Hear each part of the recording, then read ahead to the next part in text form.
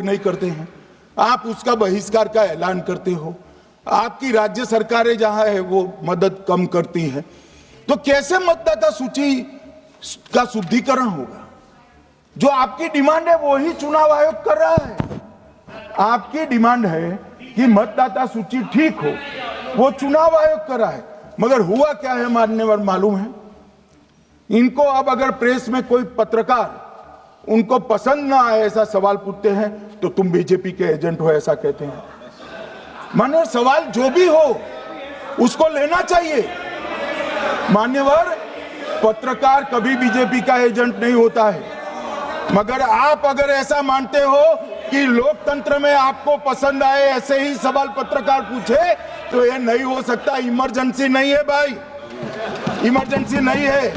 मान्यवर, एक प्रेस में कोई सवाल पूछता है तो कहते हैं बीजेपी के एजेंट हो, केस हारते हैं तो जज पर आरोप कर देते हैं, चुनाव हारते हैं तो ईवीएम पर आरोप करते हैं, ईवीएम की दलील अब गले नहीं उतरती तो वोट चोरी का मुद्दा लेकर आए, वोट चोरी का मुद्दा लेकर पूरा बिहार में यात्रा निकाली, फिर भी हार गए। अब हारने का कारण आपका नेतृत्व है, ये हारने का कारण ईवीएम और मतदाता सूची नहीं। और अगर ये मानते हैं मान्यवर, अगर ये मानते हैं कि इनको कोई पूछने वाला नहीं है, भगवान करे मैं गलत पड़ जाऊं, कांग्रेस के कार्यकर्ता इनका हिसाब मांगेंगे। एक दिन कांग्रेस के कार्यकर्ता इनका हिसाब मांगेंगे कि इतने चुनाव कैसे हार गए। मान्यवर, कोई जज आजादी के इतने साल में नहीं हुआ है मान्यवर कि कोई जज एक जजमेंट दे तो जज के खिलाफ इंपीचमेंट लेकर आते हैं। अपनी वोट बैंक को एड्रेस करने के लिए इंपीचमेंट लेकर आते हैं मान्यवर। और ये सारे ने तो साइन कर दिया, साथ ही साथ उद्धव जी ने भी साइन कर दिया। उद्धव जी, जजमेंट क्या है? एक पहाड़ी पर मान्यता है कि हाँ सबसे ऊपर दिया जलाया जाए। मान्यवर, एक वोट बैंक को संभालने के लिए एक हाईकोर्ट के जज के सामने इंपीचमेंट लेकर आए हैं। देश की जनता उनको मदद नहीं करे।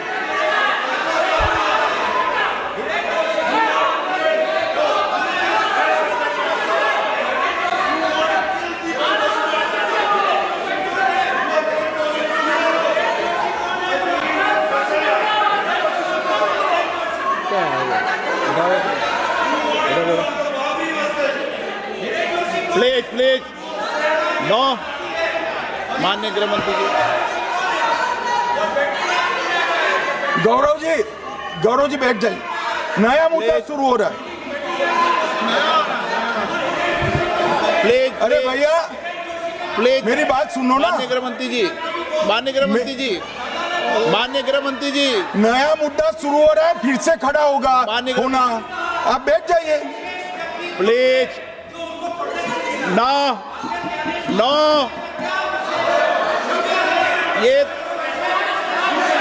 ये तरीका नो। मणिकम जी प्लीज बैठिए। नो, ये तरीका ठीक नहीं है। प्लीज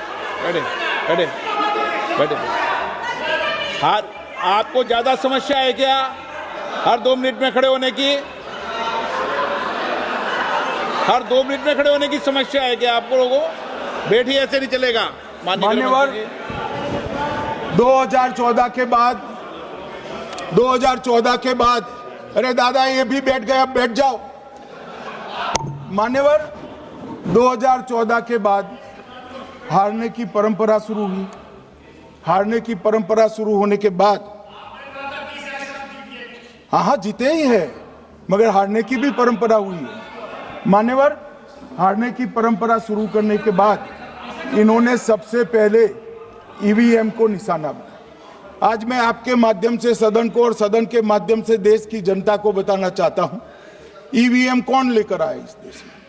मान्यवर, कौन लेकर आया? 15 मार्च 1989 को जब राजीव गांधी इस देश के प्रधानमंत्री थे, तब ईवीएम लाने का कानूनी बदलाव किया गया था। सुन लो। अब राजीव गांधी के ईवीएम के कानून का भी विरोध कर रहे हैं मान्यवर।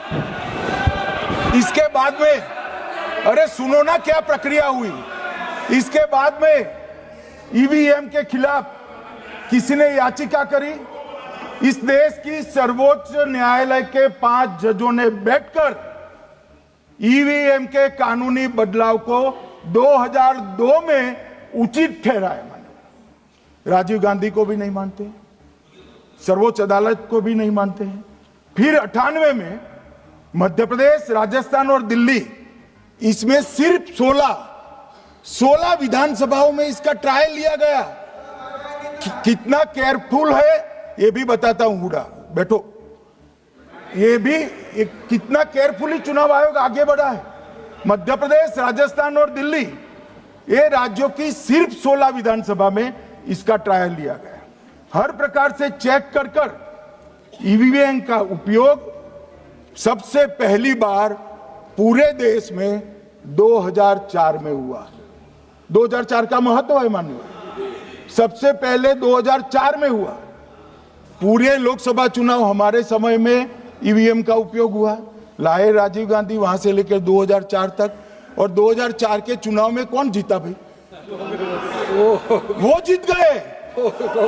उस वक्त ईवीएम की चर्चा बंद। 2009 का चुनाव हुआ, पूरा ईवीएम से हुआ, ये जीत गए। चुप्पी साध ली। 2014 में सब हम जीते तो कौ चालू कर दी। वो सरकार में थे मान्यवर, ये क्या है? जब कानून आप लाए, मशीन आपने इंट्रोड्यूस किया, चुनाव आप पहला जीते मशीन से, दूसरा चुनाव जीते, मौत से 10 साल राज किया और हार गए तो फिर रोते हैं। मान्यवर, देश की जनता मानती है इसको। और दूसरी बात, जब चुनाव आयोग को भी लगा कि सच्चे झूठे आरोप होते हैं, तो इस पर रिसर्च की एक प्रक्रिया हुई। मान्यवर, 5 साल रिसर्च के बाद वीवीपीएटी की इंट्रोडक्शन हुआ। ये वीवीपीएटी क्या है?